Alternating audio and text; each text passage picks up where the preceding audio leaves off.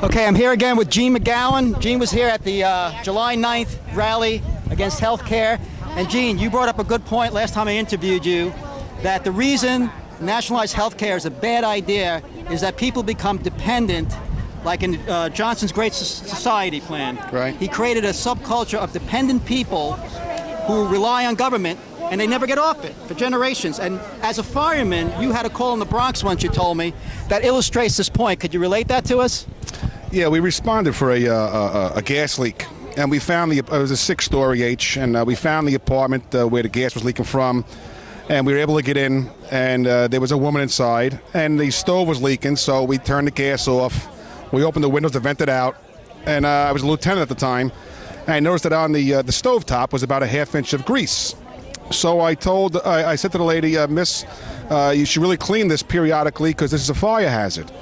And she told me I don't have to clean nothing because it's in the Constitution that I get a new refrigerator and a new stove every 5 years.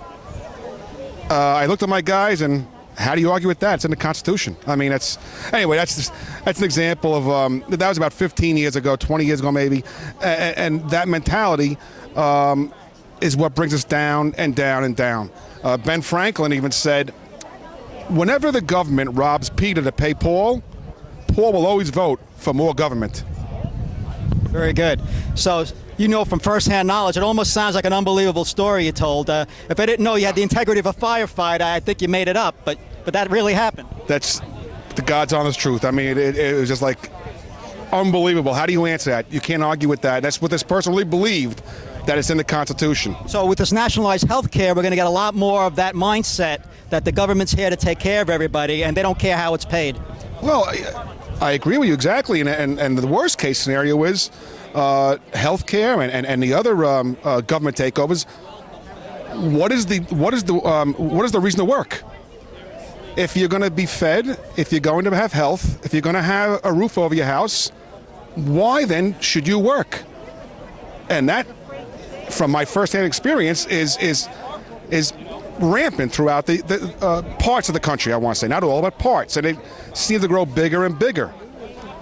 And if you want, I'll read you a thing from John Tyler. This is this was written. I'll read it to you. About the time our original 13 states adopted the new Constitution in 1787, Alexander Tyler, a Scottish history professor at the University of Edinburgh, had this to say about the fall of the Athenian Republic some 2,000 years earlier. A democracy is always temporary in nature. It cannot exist as a permanent form of government. A democracy will continue to exist up until the time voters discover they can vote themselves generous gifts from the public treasury. From that moment on, the majority always vote for candidates who promise the most benefits from the public treasury, with the result that every democracy will finally collapse due to loose fiscal policy, which is always followed by dictatorship. Does this sound familiar? The average age of the world's greatest civilizations from the beginning of history has been about 200 years. During those 200 years, these nations progressed through the following sequence: from bondage to spiritual faith, from spiritual faith to great courage, from great courage to liberty, from liberty to abundance, from abundance to complacency, from complacency to apathy, from apathy to dependence, and dependence back into bondage.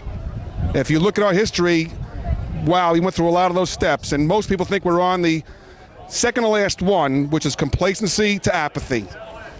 It sounds like he's talking about today in America. And this was written in 1787, so the man wasn't talking about our country back then. Oh, but amazing. Scary. So it's time for us to take back our country. I hear you. Thank you very much, Gene. Appreciate it.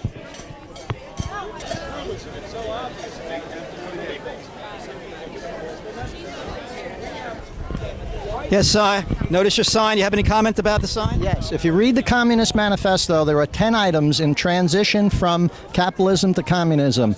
Obama's sense of government, or whatever you want to call it, has completed 6 of them.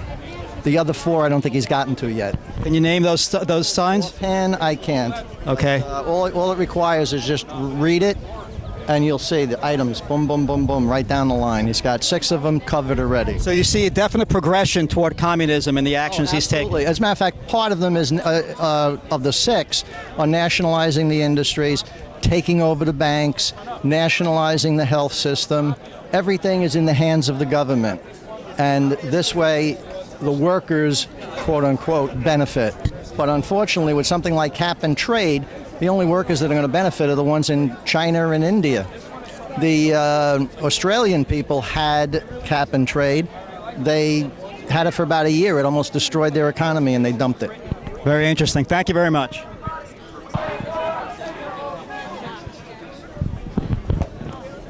Okay, I think the crowd has generally, this is about the size of the crowd. I don't think it's going to get any bigger, but it's pretty big right now, maybe a couple of hundred people. And they're in front of Chuck Schumer's office here on a Friday, 17th of July, 2009. They have a very loud and strong message to give to Chuck Schumer, and then down the road is Christine Gillibrand's office, the other senator from New York.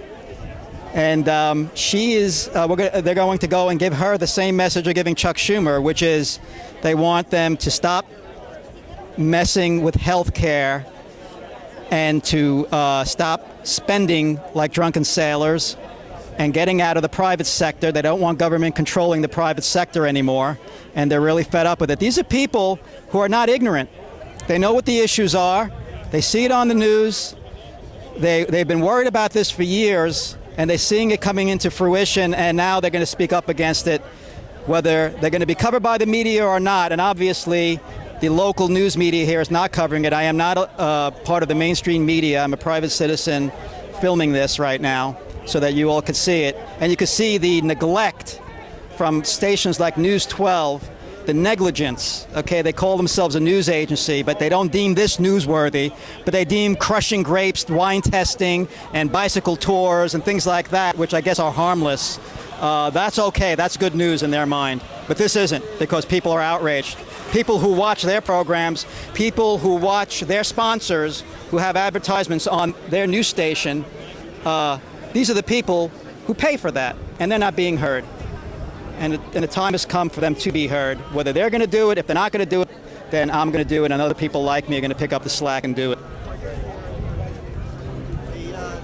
I'm here again with John Freya. He has an interesting analogy with Animal Farm that he mentioned, and I wanted you to repeat that for us. Yeah. If you read Animal Farm, you'll notice that after the pigs take over, appropriate animal choice, and communism sets in, you have one really hard-working individual who is contributing to the success of the farm, and that's Boxer, very noble horse. But towards the end, he collapses, overworked, overstressed. And they said, oh, we're going to take him, we'll have him treated at the veterinarian hospital. The truck comes in to take him away, and one of the animals who could read reads the truck sign and says, that's not a veterinarian ambulance truck. That says Fred's Slaughterhouse. And to bring this even more home is the fact that a friend of mine just came back from visiting her aunt in England. Her aunt, 88 years old, had fallen, broken her hip. She languished for almost a month without treatment because the attitude, and my friend got it directly from one of the nurses. Well, given her state of health and her age, we didn't really think she was going to make it, so we didn't see any point in having a hip operation. However, the woman was strong enough, outlived them, and probably will live to 100. Not to the thanks of the socialized medicine system, however. Thank you very much.